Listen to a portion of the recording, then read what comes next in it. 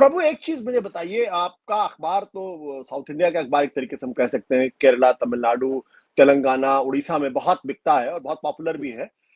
ये जो डिलिमिटेशन का मसला था, ये तमिलनाडु के लिए, केरल के लिए इतना इम्पोर्टेंट क्यों हो गया? और खास तौर पर तमिलनाडु के मुख्यमंत्री ने जिस तरीके से इसको एक बड़ा मुद्दा बनाने की कोशिश की, जिस तरीके से कहा कि 50 से 60 के दशक में जो हालात थे वैसे हो जाएँगे।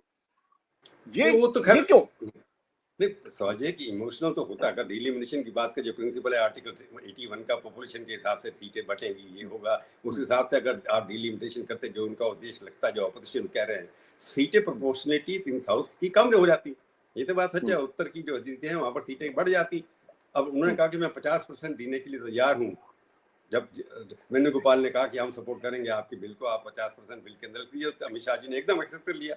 परंतु साहब ने जोड़ दिया, क्योंकि उनको पता ये चुभने वाली चीज है। उन्होंने कहा कि आप डीलिमिनेशन डीलिंग कर दीजिए, आप 500, क्योंकि साउथ के लिए बहुत जरूरी था कि अगर उनकी 129 सीटें अगर आज हैं, डीलिमिनेशन पास कम होकर के प्रोपोर्शनेटली जो बनती है, उन्होंने कहा कि बढ़ जाएंगी प्रोपोर्शनली। ऐसे आर्गूमेंट दिया कि 2029 के अंदर, परंतु एक्चुअली अगर कैलकुलेट करेंगे तो पॉपुलेशन के हिसाब से अगर 2011 के सेंसस पर होता है, तब नहीं बढ़ेंगी उनकी सीटें।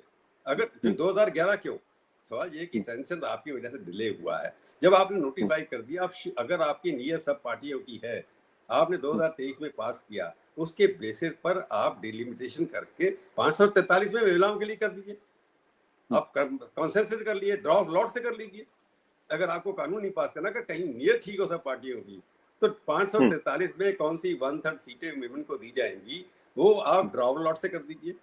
पर मेरा ये कहना है कि आप झगड़े में पड़ते क्यों हैं? आप पार्टी का संशोधन करिए कॉन्स्टिट्यूशन में। जरूरत नहीं है आपको। ये ढकोसला है टोटल हर पार्टी का। आप अपनी पार्टी के अंदर संशोधन करिए कि आज से हम 1/3 सीटें देंगे। पर साउथ को ठीक लगता था कि कानूनी तरीके से, कॉन्स्टिट्यूशनल तरीके से साउथ की रिप्रेजेंटेशन कम करना डिलिमिटेशन के माध्यम से, उनका जेन्युइन फियर था। उसको बैठकर के रिसर्च करने के लिए दूर करना चाहिए था कि आपका प्रोपोर्शन उतना ही रहेगा। अगर 850 सीटें हो जाती हैं, अगर आज इतना है डिलिमिटेशन के बाद। अब मेरा ये है कि कॉन्स्टिट्यूशन, मेरा फंडामेंटल इशू ये है, कॉन्स्टिट्यूशन रिप्रेजेंटेड ज्योग्राफिकली तो इंडिया का साइज बढ़ नहीं रहा। जो 543 लोग जिसको रिप्रेजेंट करते हैं, 850 कितना करेंगे आप? प्रोपोर्शनेटली हर स्टेट के अंदर कहाँ, जब 50 लाख वोट, उनका कारण था कि 50 लाख वोट, 1 वोट 1 वो होना चाहिए सीट। तो 1 वोट का मतलब उस सीट के अंदर जहाँ 50 लाख है वहां कम कर दीजिए, जहाँ 19 लाख है वहां बढ़ा दीजिए। कंटिन्यूअसली देख लीजिए। आपने सीटों का बंटवारा ऐसा किया, ये फैलिशियस आर्गुमेंट है कि 1 वोट का मतलब ये है कि आप कॉन्स्टिट्यूशन बढ़ा दीजिए। करते क्या है? 11,000 करोड़ रुपए एक्स्ट्रा खर्च होगा साल में। मैंने आज कॉलम लिखा है। 850 कर देंगे आप, 543 से 307 सीटें, 5 करोड़ रुपए का एमपी पे खर्च होता है। फिर उसके बाद उसका असर क्या होगा? 850 आपके एमपी बढ़ गए, 2000 आपके एमएलए बढ़ गए, कितने हो गए आपके सारे मिलाकर? 3000। तो मंत्रियों की संख्या कितनी बढ़ेगी? 15% तो मंत्री होते हैं। एक दिल्ली के अंदर अगर सीटें बढ़ गई, मंत्री के अंदर संख्या हो जाएगी 160। 160 के पैसे कहां से आ जाएंगे? हर मंत्री के ऊपर 1 करोड़ रुपए महीना खर्च होता है। हर स्टेट के यूपी के अंदर होंगे 150 में 800 एमपी एमएलए हो जाएंगे, 600 एमएलए। तो मान लीजिए 900 मिनिस्ट्री में उनके अब कितने 150 के करीब मंत्री मिल जाएंगे। सारे देश के अंदर मंत्रियों की संख्या 5% बढ़ जाएगी।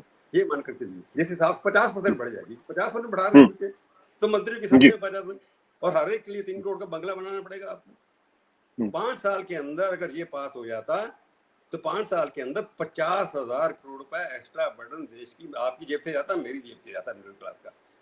मतलब अपने परिवार, पॉलिटिकल परिवार को बढ़ाने का ये एक मौका था भाई। उसी में करिए आप, 50 लाख जहाँ हैं बांटिए। तो इसके लिए मेरे को लगता है महिलाओं को सीटें देने के लिए किसी भी कॉन्स्टिट्यूशनल अमेंडमेंट की जरूरत नहीं है।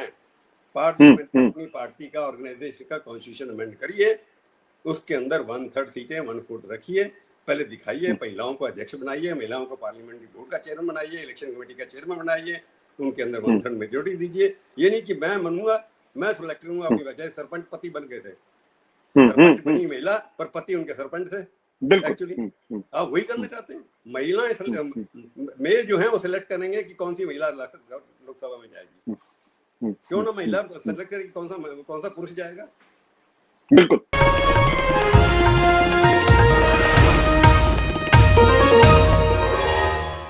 Copyright disclaimer under Section 107 of the Copyright Act 1976. Allowance is made for fair use for purposes such as criticism, comment, news reporting, scholarship, and research. Fair use is a use permitted by copyright statute that might otherwise be infringing.